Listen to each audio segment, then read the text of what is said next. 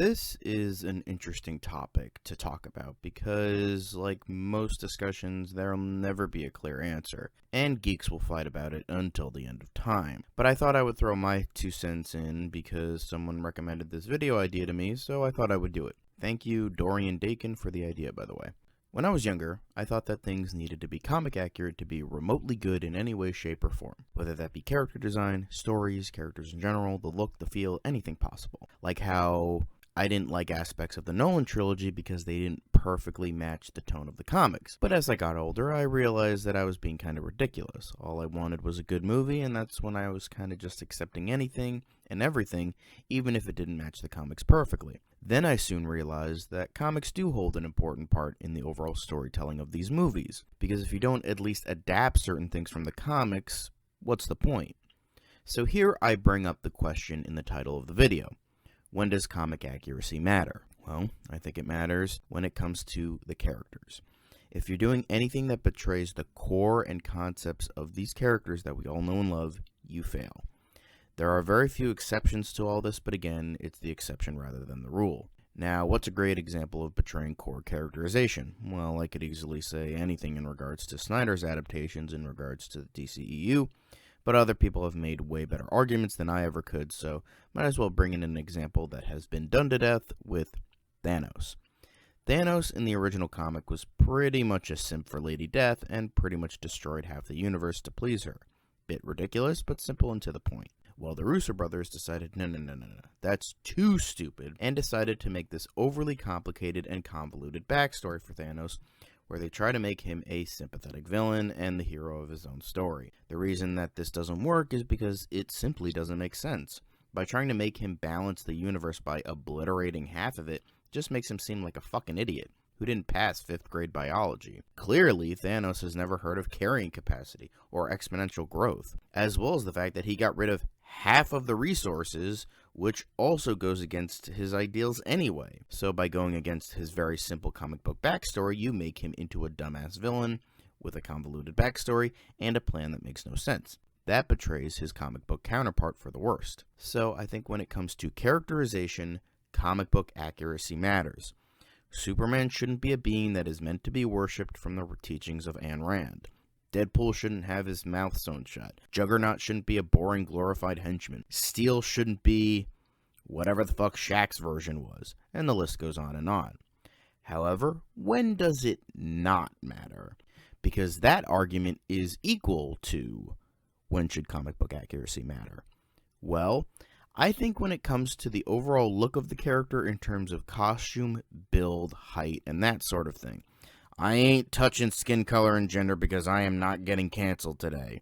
No, it doesn't matter that Hugh Jackman is a foot above his comic book counterpart. No, it doesn't matter that Christian Bale's Batman is in a more realistic world. No, it doesn't matter that the X-Men wear black leather instead of yellow spandex.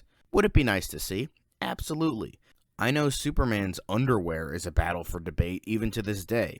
Do I think he looks better with the underwear? Yeah, I think so. It makes him more relatable and people will be less likely to be scared of him. But does he absolutely need it? I wouldn't say that.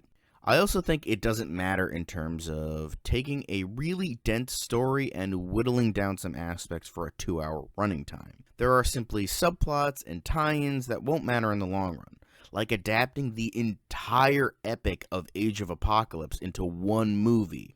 That would be ridiculous. I mean, the movie still wasn't great, but if you were expecting the entirety of that saga in that movie, sorry, but that's just not happening. Hell, movie adaptations of certain stories end up being better because they got rid of all the stupid shit. Logan was essentially a good version of Old Man Logan.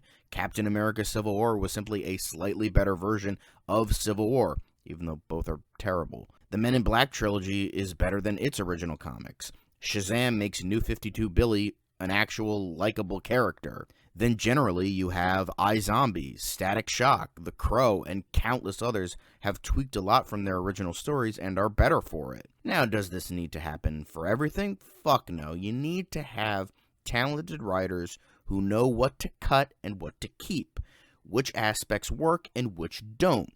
People who care about the comics but are smart enough to know that you can't keep everything from the comics. Sometimes when adaptations barely include anything from the comic, they can be good.